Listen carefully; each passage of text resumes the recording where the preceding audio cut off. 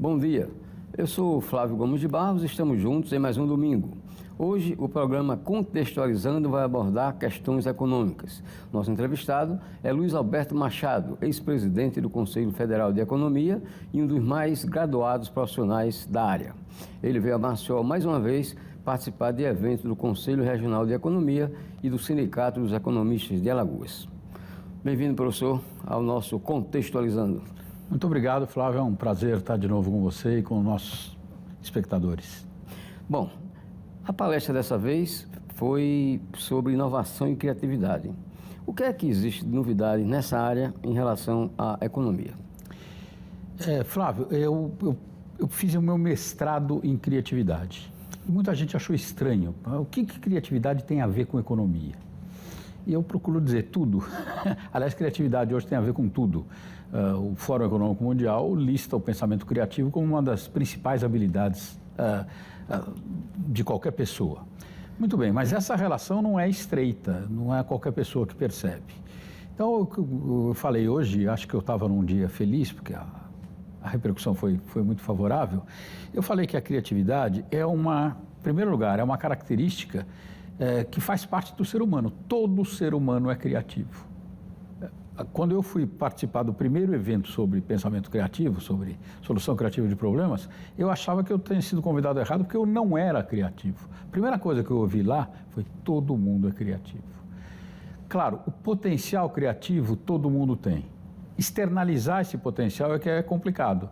Claro que uma pessoa extrovertida tem mais facilidade para externalizar do que uma pessoa tímida, uma pessoa reservada.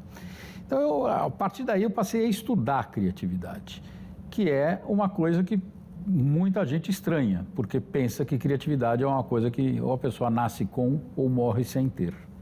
Então, hoje eu sei que a criatividade é uma área de estudo, como qualquer outra área de estudo, tem várias gerações ou várias linhas de pesquisa sobre criatividade, e quem trouxe a criatividade para o mundo empresarial, para o mundo competitivo, foi o criador do brainstorming, tá? O Alex Osborne, porque a criatividade surgiu como estudo sistemático depois da Segunda Guerra, mais restrita a psicólogos ou artistas. E quem trouxe para o mundo empresarial, para o mundo dos negócios, foi o Alex Osborne, mostrando que a criatividade pode ser uma importante ferramenta de obtenção de diferencial competitivo.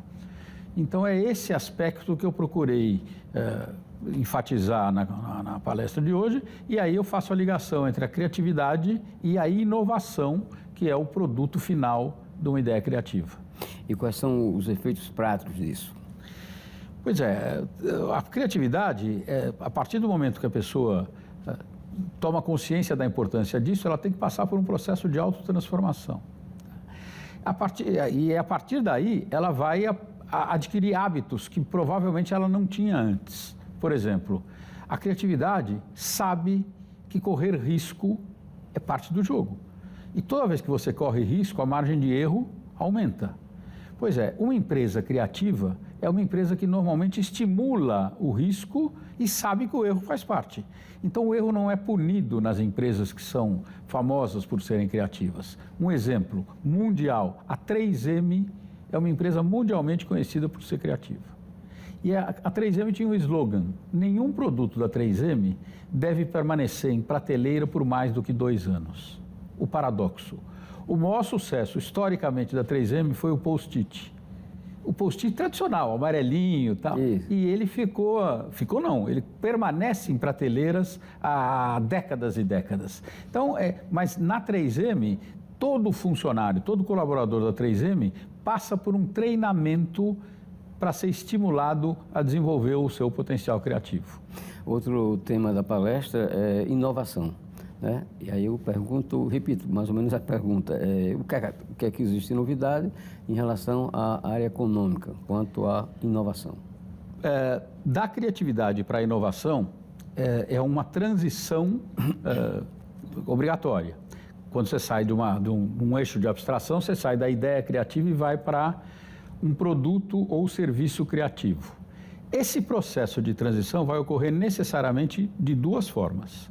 Ou você vai criar alguma coisa absolutamente nova, que é o que a gente chama de mudança disruptiva ou mudança radical, ou você vai criar uma coisa que já existe e você vai aperfeiçoá-la, que é o chamado Kaizen, aperfeiçoamento contínuo. Se você pensar bem, o que tem mais apelo é a ideia de você criar um negócio absolutamente do zero, novo. Teoricamente, você vai ter um diferencial maior e vai ter uma liderança no mercado mais duradoura. Só que no mundo atual, onde todo mundo sabe de tudo, é cada vez maior o número de inovações, seja produto ou serviço, que ocorre por meio do aperfeiçoamento contínuo. E aí é quando você vê a mudança, né? Antigamente dava cadeia e chamava-se espionagem industrial. Hoje é chique, chama benchmarking. Está todo mundo de olho no que o outro faz e quer fazer colocando uma cerejinha para diferenciar. Bom, vamos agora generalizar. O que dizer da atual conjuntura econômica do Brasil? Aí tem que ser criativo para falar, né?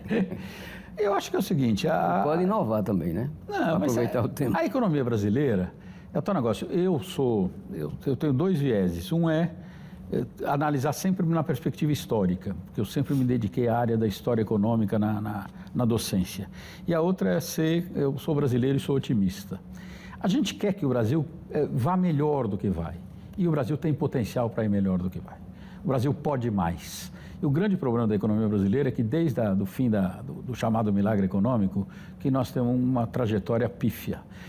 Como a maioria das pessoas, provavelmente que nos assistem, é de uma geração que cresceu ou viveu nessa época, pensa que a economia brasileira sempre foi ruim, sempre teve andou de lado, voo de galinha. Não, segundo um dos maiores especialistas em ciclos longos de desenvolvimento, que é um cara chamado Angus Maddison, em inglês, que morou muito tempo na Holanda, o Brasil foi o país que mais cresceu no mundo entre 1870 e 1986. Ele fez um estudo chamado Desempenho Econômico Mundial de 1870 a 1986, 116 anos. Ou seja, é um período suficientemente longo para atenuar o efeito de ciclos muito curtos, explosões. Ele fez esse estudo comparando as 5 maiores nações do mundo, da OCDE, e as 5 maiores, então, de fora da OCDE. As 5 maiores: Estados Unidos, Reino Unido, França, Inglaterra, França, Japão, e as não desenvolvidas, os BRICS, mais o México. Desses 10 países, o que teve melhor desempenho foi o Brasil. Se você tirar o absoluto e transformar no per capita, perde para o Japão. Apesar do extraordinário crescimento demográfico do Brasil nesse período, o Brasil só perde do Japão entre esses 10 países. Veja que a comparação é interessante, porque ele não está comparando o Brasil com republiqueta de 4ª categoria, está comparando com os maiores países do mundo. O Brasil cresceu mais do que a média do mundo, até a década de 80. Daí é que vem o problema. E esse chamado milagre econômico foi exatamente durante o regime militar. Foi o final do regime militar, né? Quando o Brasil teve crescimento de taxa chinesa, chegou a 14% ao ano, mas claro que esse estudo do Angus Maddison tem um efeito estatístico. Se eu tivesse feito esse estudo alguns anos depois, provavelmente o primeiro lugar seria a China, porque a China teve 40 anos de crescimento muito expressivo. Mas, enfim, o estudo foi feito numa época que nos favoreceu. Agora, o que aconteceu depois do regime militar para a gente estar com essa situação de voo de galinha? O Brasil deixou de crescer nos padrões que crescia anteriormente. Eu acho que, já que você me deu liberdade para falar, nesse período a grande conquista foi a estabilidade econômica, foi o Plano Real. Eu me alinho àqueles que acham que o Plano Real seria a busca de um pré-requisito para que o país voltasse a crescer bastante. Passados 30 anos, eu vejo que, infelizmente, não foi isso que aconteceu. Ok, vamos a um breve intervalo comercial e daqui a pouco a gente volta, continuando nossa entrevista com Luiz Alberto Machado, ex-presidente do Conselho Federal de Economia.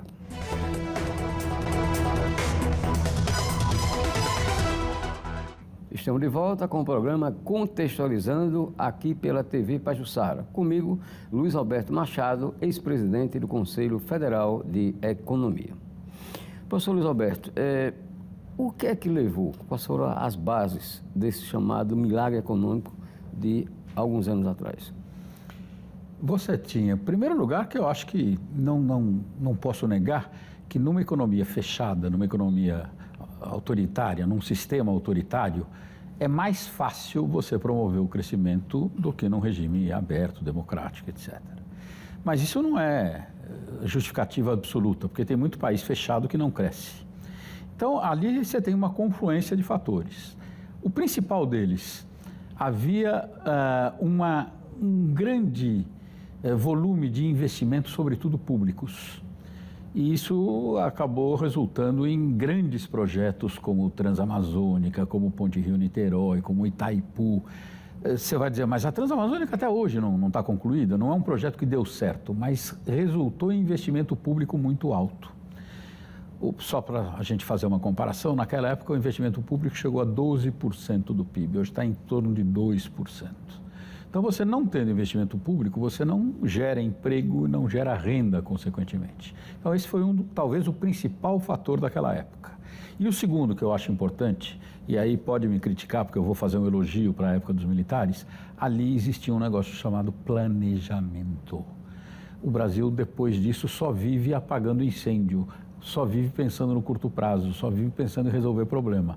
Ali você teve o primeiro, depois o segundo PND do ministro Reis Veloso, onde você tinha uma articulação entre projetos de curto, médio e longo prazo. Há quanto tempo a gente não tem isso no Brasil? Existe alguma possibilidade de voltarmos a essa época, pelo menos na economia, uma época áurea? Eu acho que você tem uma vantagem. Hoje o Brasil não precisaria crescer tanto quanto crescia antes, porque o crescimento demográfico não exerce a mesma pressão que exercia na época. Mas eu acho que o Brasil pode crescer mais e consistentemente do que esse crescimento de 1% a 2%, e no ano seguinte tem um crescimento negativo, que a gente chama de voo de galinha, um passo para frente, dois para trás, ou dois para frente e um para trás. Mas para isso você tem que ter uma continuidade de política, coisa que também não faz parte do nosso repertório. Quando é que nós tivemos isso? Na transição do segundo governo FHC para o primeiro governo Lula. Embora o Lula falasse que ele herdou uma herança maldita, o primeiro governo Lula deu sequência ao tripé macroeconômico do Fernando Henrique. Quando o Palocci coordenou aquele início de governo, ele manteve os três grandes pilares da economia brasileira: a meta de inflação, câmbio flexível e equilíbrio fiscal. Depois disso, isso durou até o final do primeiro mandato, no segundo já não foi igual. A Dilma acabou com isso e agora, depois o Bolsonaro e o Lula, de novo você não tem uma continuidade absoluta. Então falta planejamento e obedecer o planejamento, ou seja, ter continuidade no médio e no longo prazo.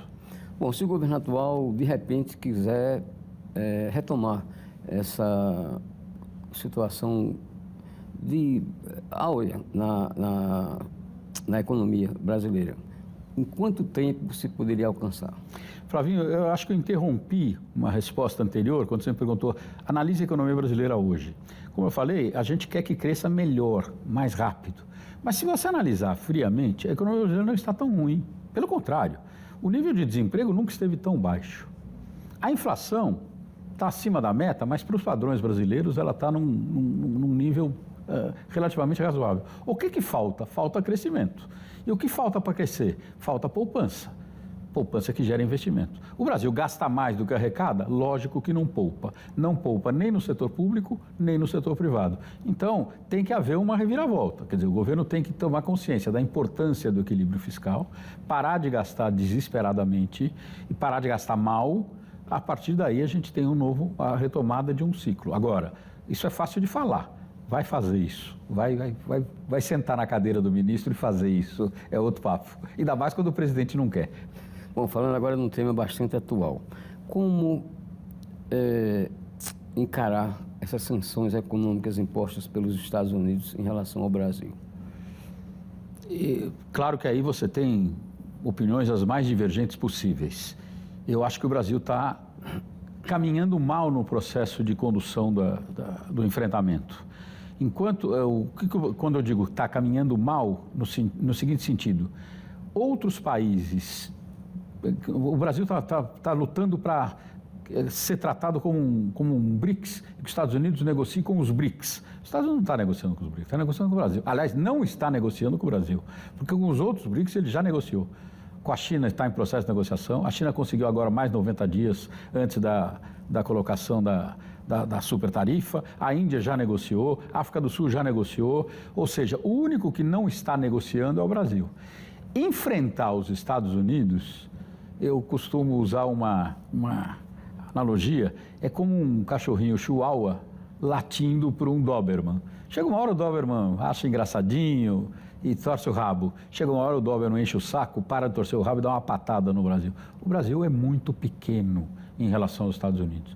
Os Estados Unidos hoje não têm o mesmo poder que ele tinha no final da Segunda Guerra, mas os Estados Unidos ainda é disparada a maior economia mundial, sobretudo quando você não analisa em termos absolutos, mas em termos de relativos, em termos de per capita. Então, o Trump está fazendo, em primeiro lugar, o Trump pode ser um louco, mas ele não deu estelionato eleitoral. Ele cansou de falar durante toda a campanha que ele ia lutar pelo America First, lá, Great American Again, ou seja, emprego americano e fim da imigração. E emprego americano, vou impor tarifas a quem... Só que ele está fazendo a coisa não em cima de um plano, mas ele está fazendo de forma estapafúrdia. Faz uma coisa, volta atrás, e aí é que é o difícil. O difícil é enfrentar alguma coisa que você não sabe o que vem. E é exatamente a característica do Trump. A surpresa modifica muita coisa. Mas eu acho que esse tarifaço, ele não é permanente. Mas ele está usando a força da economia americana para provocar, para tentar conseguir alguma coisa. Onde é que está o erro, a meu juízo? Misturar a economia com a política. Ele está querendo resolver a coisa política no Brasil com imposição de coisa econômica. Aí é complicado. Na sua opinião, quais são as principais consequências desse tarifaço americano imposto ao Brasil? Ele não é linear.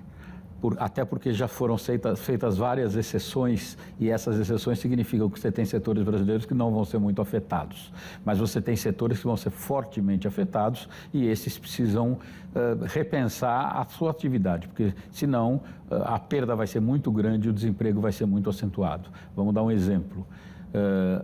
Quando eu falo que os países estão negociando diferentemente, a soja brasileira está super taxada. Os Estados Unidos já acertou com a China de que vai comprar não sei quanto, a China já acertou com os Estados Unidos que vai comprar não sei quanto da soja americana que comprava do Brasil. Então, é esse processo de negociação, que muitas vezes passa ao largo da vista da maioria dos leigos, é que chama atenção. Então, o efeito é setorial. Cada setor vai ter que encontrar a maneira de, enfim, enfrentar a situação, mas não vai depender só do governo, vai depender também da mobilização da iniciativa privada, dos setores diretamente atingidos, dos representantes dos setores empresariais mais diretamente atingidos, e alguns já estão mostrando a sua competência nesse primeiro momento. E o que é que o consumidor brasileiro pode esperar dessa situação? Ele vai ter que, em primeiro lugar, ficar mais atento do que já fica, porque o consumidor brasileiro não é bobo, ele está tão acostumado a sofrer durante décadas e décadas com inflação louca, que ele sempre se acostumou a prestar atenção. Mas ele vai precisar prestar mais atenção, porque ele vai ter que mudar hábitos para sacrificar esses produtos que vão ser diretamente afetados, ou eles vão desaparecer do mercado, ou eles vão subir de preço. Tem que ver onde é que existe a possibilidade de alternar, de buscar substitutos da mesma capacidade de preencher necessidades do consumidor, sem ter que gastar muito mais em cima disso. E o que é que o governo brasileiro pode fazer para amenizar essa situação? Eu não ouvi hoje, porque eu passei o dia inteiro envolvido com o Dia do Economista, mas hoje o Lula anunciou o plano de contingência, que é a ação do governo para, de certa forma, subsidiar esses setores mais diretamente afetados. Eu acho que é justificável, num momento como esse, uma ação mais atuante, mais intervencionista do governo, mas eu tenho a esperança de que isso não seja duradouro. Porque do mesmo jeito que eu tenho medo do Trump no lado ruim, eu acredito que ele não vai fazer isso permanentemente, porque não faz parte da própria essência do pensamento republicano americano. Claro que o Trump é uma exceção, mas o republicano americano nunca foi a favor de tarifa, de aumento de imposto, nada disso. Tanto que ele está tentando reduzir imposto e compensar a redução do imposto com o aumento de tarifa. Não sei se vai dar certo. Outra coisa, a sua opinião sobre essa relação que está ficando cada vez mais estreita em termos comerciais do Brasil com a China?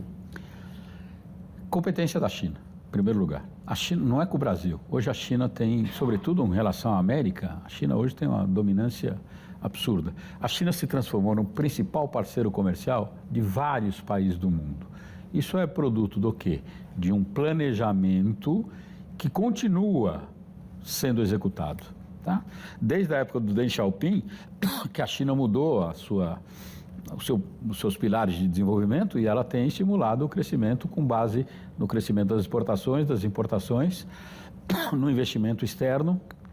E agora a nova rota da seda é exatamente a continuidade desse projeto, buscando novos parceiros. E ela tem feito isso com muita competência. Há quem diga que essa influência da China tem prejudicado, inclusive, a autonomia dos países com os quais ela tem mantido relações. Concorda? Flávio, eu primeiro por causa do basquete, depois por uma série de outras razões, eu dei uma sorte na vida, eu viajar muito. Eu acho que viajar é a melhor forma de aprender fora o complemento da sala de aula, da educação formal. Eu conheci mais de 40 países, nenhum me impressionou tanto como a China. Isso quer dizer que o Brasil devia seguir o modelo chinês? Não, Deus me livre, eu não quero saber de autoritarismo político combinado com abertura econômica. E é uma abertura cheia de restrições, não transparente, assim por diante. Mas eu fiquei espantado, eu fui para a China em 2009, ou seja, o fim daquele ciclo de quase 3 décadas de crescimento, mais de 10%. E eu falei assim, a vontade que esse povo tem de recuperar o atraso é impressionante. E isso era perceptível. Então, a China fez a coisa com base num planejamento muito grande, é um regime fechado, onde é mais fácil você conduzir. Agora, é o que eu falo, está longe de ser um regime transparente. Quando eu ouço falar, o Lula fica falando em criação de uma nova moeda para concorrer com o dólar, e ele vai buscar parceria com a China, onde a gente não sabe qual é o valor da moeda na China. Tá? O governo manipula aquilo malucamente. Então, é uma coisa complicada. Até que ponto, professor, a economia afeta a atividade política aqui no Brasil? Bastante, né? Basta ver, vamos pegar um fenômeno recente. O Fernando Henrique é produto do sucesso do Plano Real. A primeira e a segunda eleição do Fernando Henrique se devem ao êxito do Plano Real.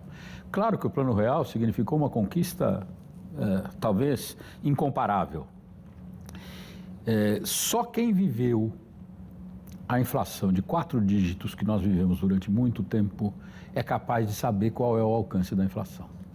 Porque, retomando, eu falei que eu tenho viés histórico. Até a década de 80, o Brasil crescia muito, embora período aí com inflação. A década de 80, que é chamada de década perdida, só 3 países da América Latina tiveram crescimento positivo. República Dominicana, Chile e Colômbia. O resto foi negativo. A média de crescimento, de perda, foi de 8,9%. O que eu estou dizendo? 8,9% dos cidadãos latino-americanos saíram mais pobres da década do que entraram. Qual era a promessa? Vai acabar o autoritarismo, os países vão voltar à democracia, vão lutar contra a inflação para voltar a crescer. O Brasil ficou para trás. O Brasil teve a transição política, mas a inflação continuou alta. O Plano Real veio para mudar isso daí. Agora, lamentavelmente, como eu disse, eu achei que o Plano Real era o pré-requisito para a retomada do crescimento. Ele conseguiu estabilizar a moeda, mas não conseguiu retomar o crescimento. Existe esperança em curto prazo de o Brasil resolver essa desigualdade econômica flagrante? Eu acho que existe, como eu disse, eu sou otimista, mas o Brasil pode mais. Basta fazer a lição de casa e não buscar culpado externo. Tem muita coisa que pode ser feita aqui dentro e não buscar responsável lá fora. Ok, você pode rever essa entrevista no YouTube da TV Pajuçara. O programa Contextualizando deste domingo fica por aqui. Tenham todos um ótimo final de semana.